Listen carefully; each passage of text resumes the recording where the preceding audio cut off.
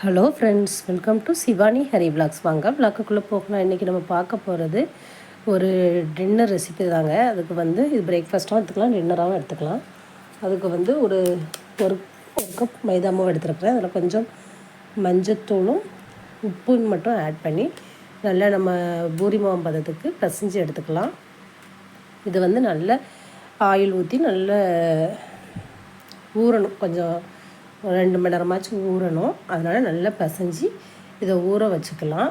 இது வந்து ஒரு ஸ்வீட் ரெசிபி, அதாவது போலி தாங்க பண்ண போகிறோம். அதுக்கு வந்து டிஃப்ரெண்ட்டாக நம்ம சக்கரவள்ளி கிழங்கு ஸ்வீட் பொட்டேட்டோ இருக்குல்ல, அதில் பண்ண போகிறோம். இப்போ ஸ்வீட் பொட்டேட்டோ நல்லா வாஷ் பண்ணி நம்ம அவிக்கிறதுக்கு வச்சாச்சு. அவிச்சு அதை தோல் உரித்து நல்லா கரண்டி வச்சு நல்லா மசிச்சு எடுத்துட்டேங்க. இந்தளவுக்கு மசிச்சு எடுத்தால் போதும். இப்போ இது கூட வந்து ஒரு 200 கிராம் வெல்லம் பாகு காய்ச்சி அதையும் இது கூட ஆட் பண்ணிவிட்டேன்.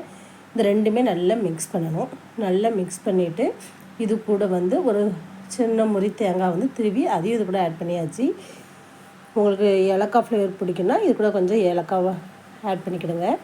இது நல்லா சுண்டி வரணும். நல்லா சுண்டி வந்ததுக்கப்புறம் அதை ஆற வச்சுட்டு இப்போ நம்ம முதல்ல பிசைஞ்சு வச்சுருந்தோம்ல மைதா மாவு, அதை கொஞ்சோண்டு எடுத்து நம்ம வந்து பட்டர் சீட்டு இல்லைன்னா நம்ம வந்து எண்ணெய் கவர் இருக்குல்ல, இல்லைன்னா வாழை இலை, இதில் எதுலையாச்சும் வச்சு நம்ம கையாலேயே தட்டி தாங்க எடுக்க போகிறோம்.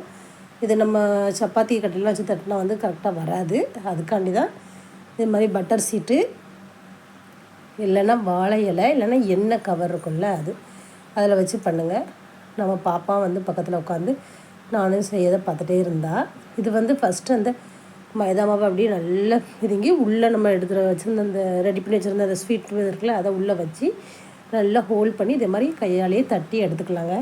அவ்வளோந்தான். இதை நம்ம அப்படியே தோசைக்கல்லில் போட்டு சுற்றி ஒரு கொஞ்சம் நெய் ஊற்றி மாற்றி மாற்றி போட்டு எடுத்தால் சூப்பரான போலி ரெடி.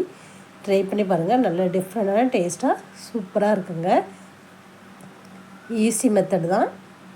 இந்த வீடியோ பிடிச்சிருந்தால் லைக் பண்ணுங்கள், ஷேர் பண்ணுங்கள், சப்ஸ்கிரைப் பண்ணுங்கள். பக்கத்தில் இருக்க பெல் பட்டனை கிளிக் பண்ணுங்கள்.